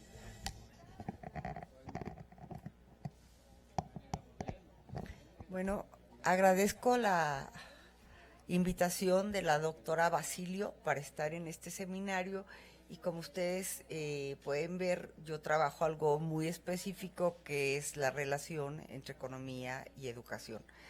Y tengo algún tiempo dedicado sobre todo a ver cuál es el impacto de la educación superior sobre distintos procesos, como el crecimiento, pero sobre todo sobre el desarrollo, ¿sí? ¿Por qué es importante esto? Porque si bien he trabajado estas temáticas a lo largo del siglo XX y lo que va del XXI, yo trato de dividir esto en dos periodos muy importantes para mí. Primero, el que va del fin de la Revolución Mexicana hasta 1982, que como aquí se señala, había una relación muy importante entre el Estado y este movimiento social del cual es producto el Estado mexicano, que surge con la Revolución Mexicana y en el cual, por ejemplo, una de las principales demandas en la Revolución fue la educación, ¿sí? Siempre se habla de la necesidad de la población de tener tierra para trabajar, ¿sí? Pero la segunda demanda de la educación fue de la revolución, perdón, fue la educación. Y esta demanda se mantiene hasta la época en que Salinas, por ejemplo, empieza a tratar de analizar cuál iba a ser su proyecto económico, y ahí la mayor cantidad de demandas que recibe es por educación.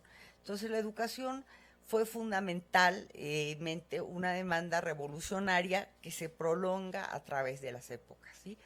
Y bueno, precisamente hay una coincidencia de 1920 hasta hasta finales de los 70 con la crisis económica, que el Estado siempre participa en educación, ¿sí?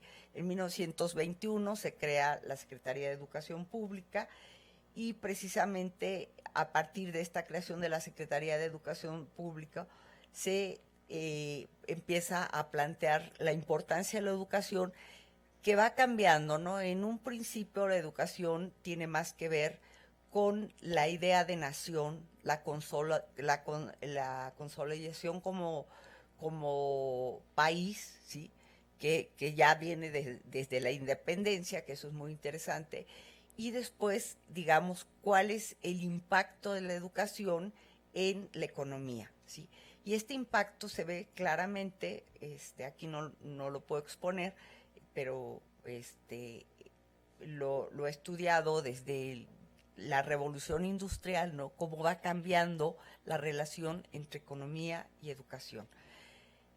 Bueno, pero precisamente a partir de los 70, con la disminución del crecimiento económico, con una inflación en ascenso y con el creciente desequilibrio de la balanza de pagos, se empieza a cuestionar esta activa participación del Estado en la economía y en la sociedad, ¿sí? Entonces hay un periodo muy interesante, de los 40 a los 70, en que el Estado realmente asume su compromiso, no solamente su compromiso social, sino su compromiso con el crecimiento, el desarrollo económico.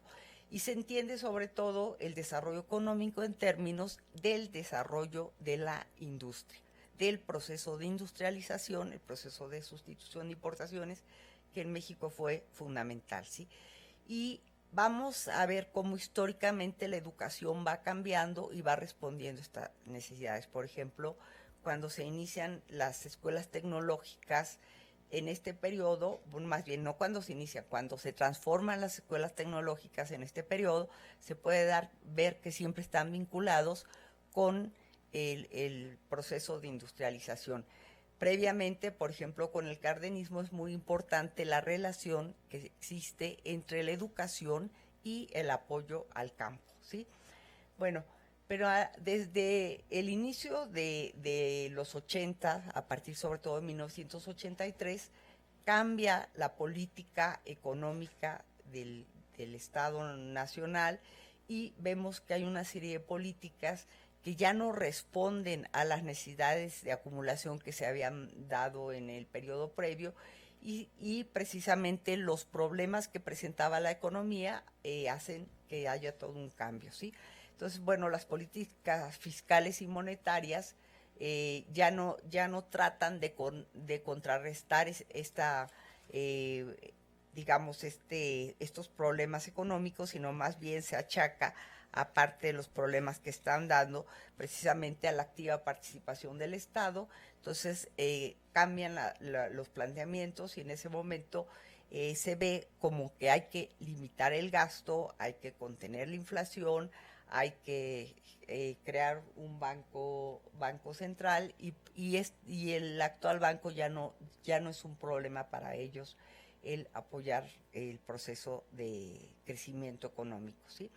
Entonces, bueno, aquí yo voy a hablar sobre todo de este proceso de la relación entre globalización y educación, en el cual el conocimiento se vuelve fundamental para el crecimiento económico de los países que logran desarrollarse en esta etapa, ¿sí? Hay una serie de economías, sobre todo las asiáticas, que se incorporan al desarrollo económico precisamente a partir ya no de gastar en educación, sino de invertir en educación. Pero la educación está vinculada a un proyecto de desarrollo nacional, ¿sí? Que en el caso del proceso de globalización tiene que ver con la inserción en el mundo como una nueva economía o como una economía en ascenso, ¿sí?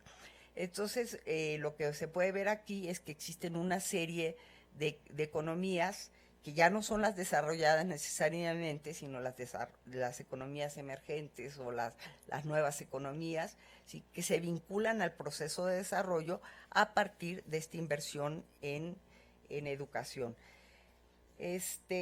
Por cuestiones de tiempo, aquí no lo señalo, pero en un estudio comparativo entre América Latina, algunas regiones de Asia y Norteamérica, sobre todo cuando se pensaba en la firma del TPP hace 2 años, viendo cuáles economías realmente habían avanzado en este proceso de globalización, bueno, es claro que las economías asiáticas mantienen esta idea de planeación educativa, mantienen esta idea de sí, nos abrimos al mercado, pero internamente tenemos una serie de políticas económicas entre las cuales la educación tiene un lugar especial, ¿sí? Y precisamente es a partir de incrementar los niveles educativos, a partir de analizar cuáles son aquellos rubros de la economía que requieren de fuerza de trabajo calificado o de capital humano, como señalan ellos, es que empiezan a invertir e empiezan a generar mercancías con alto valor agregado, ¿sí? Esto en México se perdió. A partir de 1983 se empieza a disminuir el gasto en educación, pero sobre todo el gasto en educación superior, ¿sí? Se empieza esta disminución del Estado, este achicamiento del Estado va a afectar en buena medida a la educación. Entonces, bueno, yo aquí pongo 3 etapas distintas de financiamiento de educación pública superior. ¿Por qué es importante la educación pública superior en México y para América Latina? Porque en México, bueno, con todas las desigualdades que aquí ya se han planteado, toda esta heterogeneidad estructural, el acceso a la educación es una necesidad para incorporarse al mercado productivo, al mercado de trabajo, pero también es una necesidad porque tenemos una población joven, el 26% de la población para 2017, casi 27% de la población tenía edades entre 5 y 24 años, ¿sí? Y bueno, la edad promedio en México es de 27 años, ¿sí? Entonces, es una población joven que demanda educación, pero dentro de esta población joven se avanza en la educación básica, se avanza en la educación media, pero no se ha avanzado en la misma medida en la educación superior, ¿sí? Entonces, por eso que nos interesa, bueno, ¿qué pasa con el presupuesto de educación superior? Cuando es la educación superior precisamente donde se encuentran los más altos niveles de capacitación, ¿sí? Y justo en el periodo de 1983 más o menos, 84 dicen otros autores, a 99, hubo una tendencia a disminuir el presupuesto de educación superior, ¿sí? Ahora, de 2000 a 2012 sucede algo muy interesante que tiene que ver ya no con los planteamientos de política, de política económica, sino con una situación política que se da en México, ¿no? En este periodo, lo que vemos son dos gobiernos que pertenecen al Partido Acción Nacional, contrarios a la educación pública, contrarios a gastar en educación, pero que no tienen un manejo político, o sea, no tienen la capacidad política para negociar el presupuesto educativo. Entonces, estos 2 años, los 6 del presidente Vicente Fox y los 6 de Calderón, lo que se hace es que el presupuesto de la educación realmente se decide en las cámaras. Y desde 1997, el PRI pierde el control de la Cámara de Diputados, y lo que se da es una negociación de los presupuestos, ¿sí? Entonces, en este periodo, el PRD y el PRI lo que hacen es fomentar el incremento a la propuesta de presupuesto educativo. Entonces, siempre vamos a ver que uno es el proyecto de presupuesto y otra es el presupuesto. Y siempre crece. Entonces, hay un crecimiento del presupuesto en educación superior, ¿sí? Que beneficia naturalmente a las universidades públicas, a las instituciones públicas de educación superior, ¿sí? Pero digamos que no porque haya cambio de política económica, no porque se piense que el Estado debe gastar más en educación, no porque se considere que la educación es fundamental. Bueno, a nivel discurso siempre se habla de las maravillas de la educación y cómo la educación va a cambiar el mundo, ¿sí? Pero lo que hay que ver es el discurso en materia de política educativa, de política económica y realmente cuáles son los hechos. Sin embargo, en el 2013, como hay otra vez un cambio en la política, ¿sí? Y regresa al poder el Partido Revolucionario Institucional, lo que se hace es que aquí sí se aplica la política económica ortodoxa, ¿sí? En el cual no tiene que gastarse en educación y menos en educación superior, en donde el Banco Mundial dice las élites son las que tienen el acceso a la educación superior, ¿sí? Entonces, no hay que financiar la educación superior, hay que apoyar la educación básica, ¿sí? Bueno, sí, hay que apoyar la educación básica, suena bien, pero si nosotros tenemos una población de jóvenes y si en México desde el inicio de los 80s ya se hablaba de que se había cubierto la demanda de educación primaria, si se considera que la mayor parte de la demanda de educación secundaria está cubierta, en educación media superior se habla de más del 70%, y sin embargo en educación superior solamente se cumplía en 2017 el 37% de la demanda educativa. Bueno, nosotros que trabajamos en una universidad y en esta universidad sabemos perfectamente todos los años la lucha de los jóvenes por ingresar a una universidad. Pero además no quieren cualquier universidad, lo que les pasa es que a veces le dicen, bueno, sí vas a ingresar, pero pues al CONALEP, ¿no? Sí vas a ingresar, pero al la escuela técnica, quién sabe qué. Pues a lo mejor son buenas, ¿sí? Pero los jóvenes quieren, yo estoy cuestionando, no estoy haciendo el análisis de cuáles son las calles, pero si los jóvenes quieren entrar a la universidad, pues no se conforman con que los manden a otra institución. Bueno, pero regresamos al problema del presupuesto, ¿sí? El gobierno de Enrique Peña Nieto tuvo la capacidad de frenar el gasto, el presupuesto de educación superior, ¿sí? ¿Y por qué tuvo esa capacidad? Porque precisamente así como ahorita se está haciendo, ¿no? Que está haciendo la entrega de un gobierno a otro, desde que estaba dándose este cambio de gobierno, se empezó a preparar digamos, una nueva situación en la cual se da un pacto entre tres partidos políticos, y gracias a este pacto ya el proyecto de presupuesto de educación se mantiene en las cámaras, ¿sí? Entonces, el presupuesto que manda el gobierno federal, el presupuesto que manda el presidente, ¿sí? El presupuesto que manda la Secretaría de Hacienda, es el presupuesto que se sigue, ¿sí? Entonces, si ustedes se fijan, hay primero un comportamiento errático del gasto federal para educación superior, ¿sí?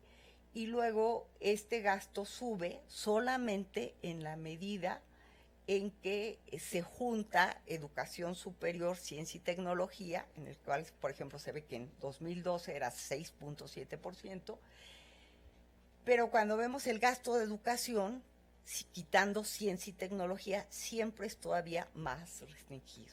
Entonces, si los presupuestos de 2000 a 2012 crecieron, fue precisamente por esta falta de capacidad política del gobierno federal, del gobierno central, para disminuir los presupuestos. Pero en el momento en que se firma el Pacto por México, en ese momento se acaba la discusión del gasto, del presupuesto que se manda anualmente, ¿sí? Y entonces vemos que hay una disminución del apoyo a las instituciones superiores de educación, ¿sí? Y bueno, y no solamente una disminución, sino que es un gasto errático, ¿no? O sea, que pasa del 4.7% al 1.4%, y después en 2014 vuelve a subir, vuelve a bajar, y bueno, aquí no traigo 2015, 2016 y 17, pero es igual, ¿no? Baja, ¿sí? ¿Y por qué baja? Porque precisamente ellos sí asumen la disciplina fiscal, ¿sí?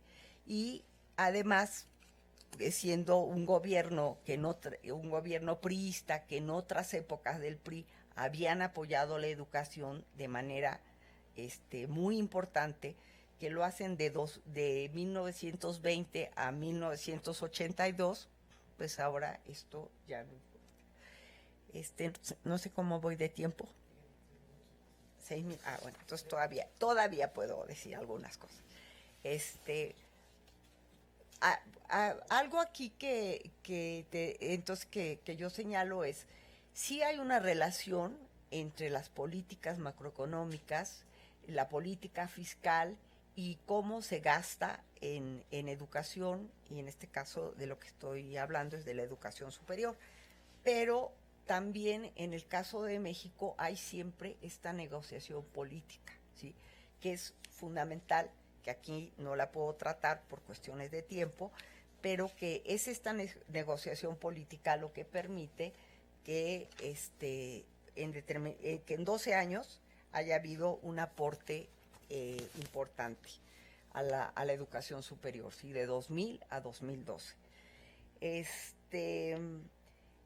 En este periodo pareciera que no se pudo imponer esta disciplina fiscal, pero no se pudo imponer esta disciplina fiscal precisamente porque por las condiciones internas, las condiciones políticas que había, ¿sí? Pero bueno, con este Pacto por México se acabó totalmente el aporte a la educación superior, o se disminuyó, se hizo errático, y pero no solamente es así, digamos, en términos macros, sino que también vemos que hay una serie de de rubros en los cuales se deja de invertir, de gastar en educación superior. Por ejemplo, hay una caída muy importante de las becas en estos últimos 6 años, de las becas de educación superior, que era lo único que los gobiernos panistas sí tenían claro, que era importante el apoyo a través de becas a la educación superior.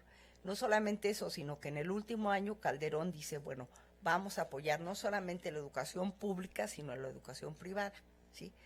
Lo cual resulta muy grave porque precisamente si nosotros quisiéramos retomar esta relación entre crecimiento y educación superior, en México es en la educación pública superior y sobre todo en las universidades federales donde se realiza la investigación, ¿sí?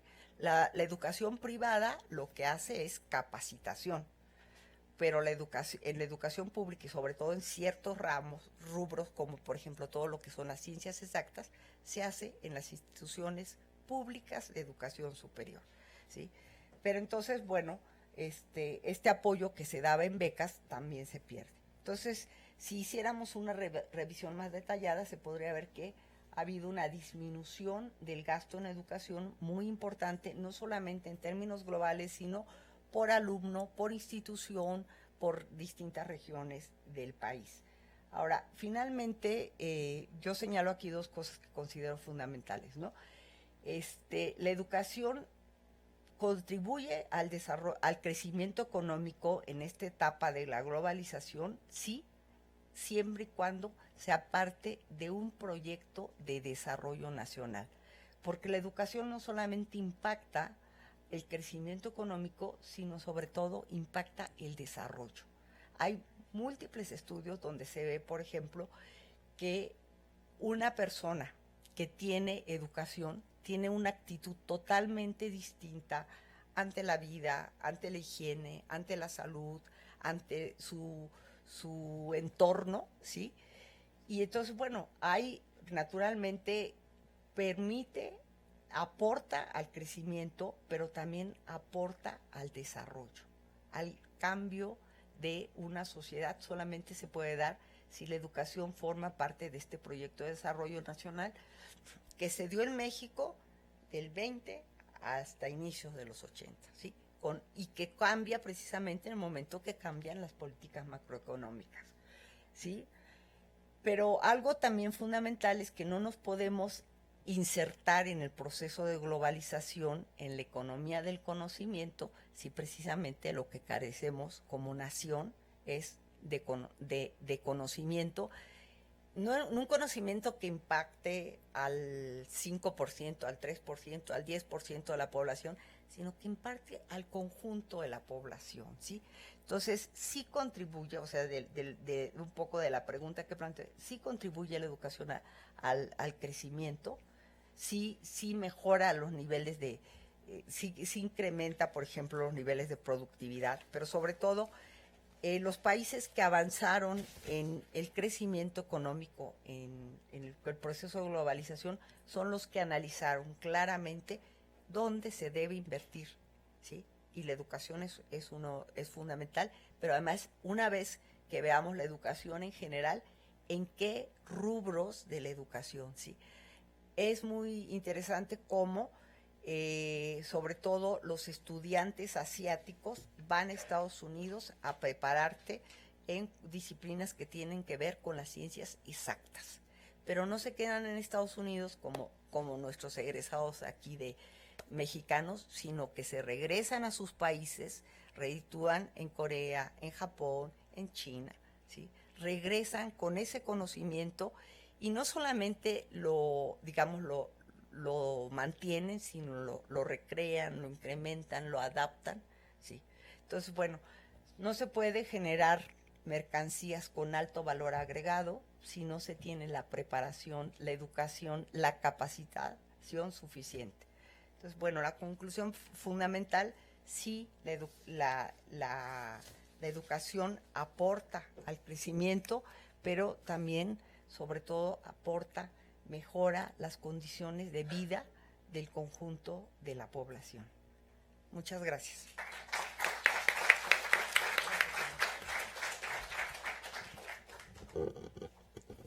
Agradezco a la doctora Rosa Iris Guevara su participación. Estamos justo y cumpliendo, agradezco a los ponentes, cumplir con justo la hora. No sé si la maestra nos permitiera 5 minutos para las preguntas. Y por favor, las preguntas, cuestionamientos a los ponentes, por favor.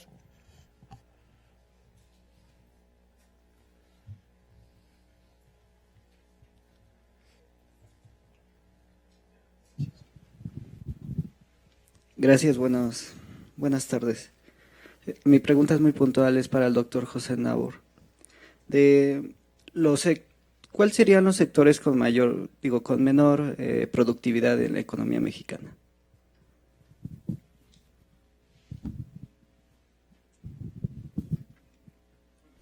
Va a depender de la metodología a la cual quieras apegarte, pero indudablemente yo considero que el consenso que existe sobre los sectores de baja productividad se van a asociar principalmente a algunos rubros del sector comercial. Evidentemente el sector servicios se va a llevar gran parte, yo estimaría entre el 60 y 70% de las actividades del sector servicios en actividades de baja productividad.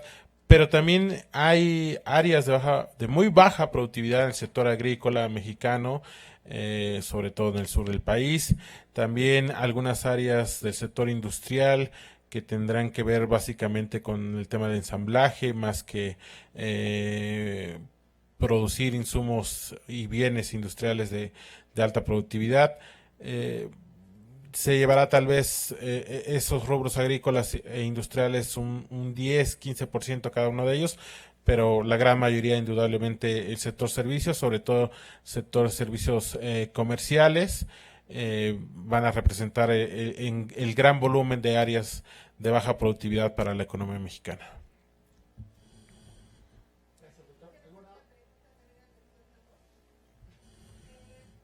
¿Está el micrófono? ¿No crees que hay un cambio estructural después de la crisis que pueda modificar hacia arriba o hacia abajo esa lista de países? ¿O crees que sigue igual? Indudablemente ha de haber habido cambios, como yo lo mencioné. Venezuela en los últimos 2 años seguramente ya estará en el grupo de severa heterogeneidad, pero cabe recordar qué ocurrió sobre todo en Sudamérica después de la crisis. Brasil traía el ímpetu muy fuerte del crecimiento durante el periodo del presidente Lula, y que inclusive en 2009 y en 2010 fue el único país sudamericano que creció, y creció todavía a tasas del 2-3%. Posteriormente llega la presidenta Dilma y ahí sí hubo complicaciones económicas y financieras que ya mantuvo tasas negativas de crecimiento. Pero más allá del caso brasileño, que fue el que empujó de alguna manera el crecimiento sudamericano post-crisis 2008-2009, considero que en la mayoría de los rubros las cosas permanecieron con la tendencia previa a la crisis del 2008-2009. Si uno revisa los datos más recientes sobre empleo y desigualdad que ofrece la misma CEPAL, si no mal recuerdo llegan hasta 2015, prácticamente las cosas permanecieron polarizadas en la misma medida que en la etapa precrisis. Considero que, bueno, el caso mexicano sí hubo alguna tendencia mínima en cuanto a una cierta reducción del coeficiente de Gini, pero eso para nada significa una mejora en la distribución del ingreso. Entonces, en realidad, estos últimos 10 años lo que la tendencia, desde mi punto de vista, es que han permanecido las cosas en este escenario un tanto catastrófico, y que solamente algunas salvedades como Uruguay, como Ecuador, han podido detener esa bola de nieve que ha continuado en los últimos años en cuanto a la permanencia de informalidad, desigualdad en la distribución de ingreso y polarización de este último rubro.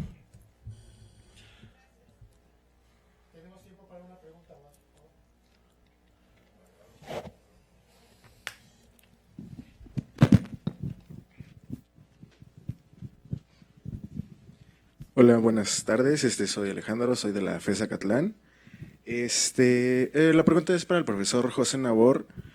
Una de las uno de los implementos para poder deshacer esta heterogeneidad era el aumento de los impuestos. ¿Cómo es que esta estructura de impuestos, o sea, hacia arriba, pues, perdón, puede evitar esta informalidad? Si es que la informalidad, una de las ventajas que busca es precisamente esto, la evasión de impuestos.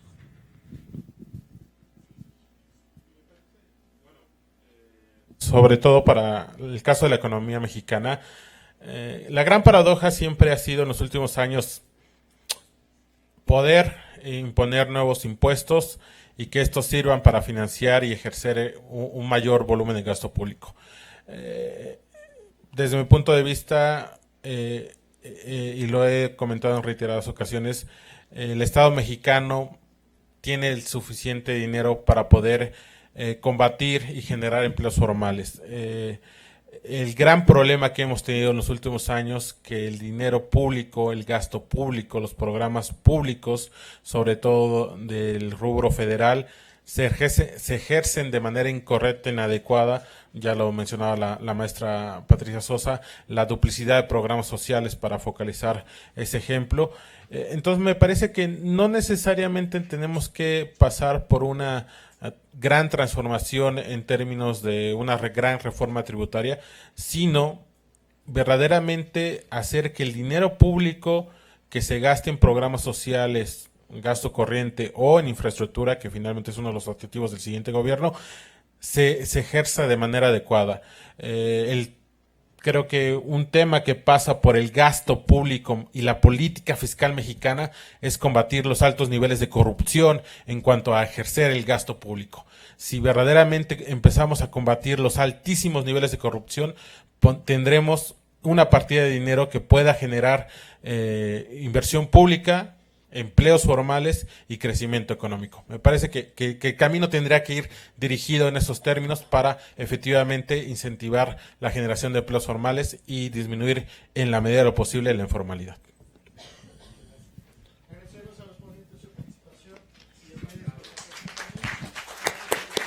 Para la siguiente mesa, si son tan amables. Muchas gracias. Los ponentes permanecen todavía en los asientos para ampliar los comentarios. Muchas gracias. Que tengan buenas tardes.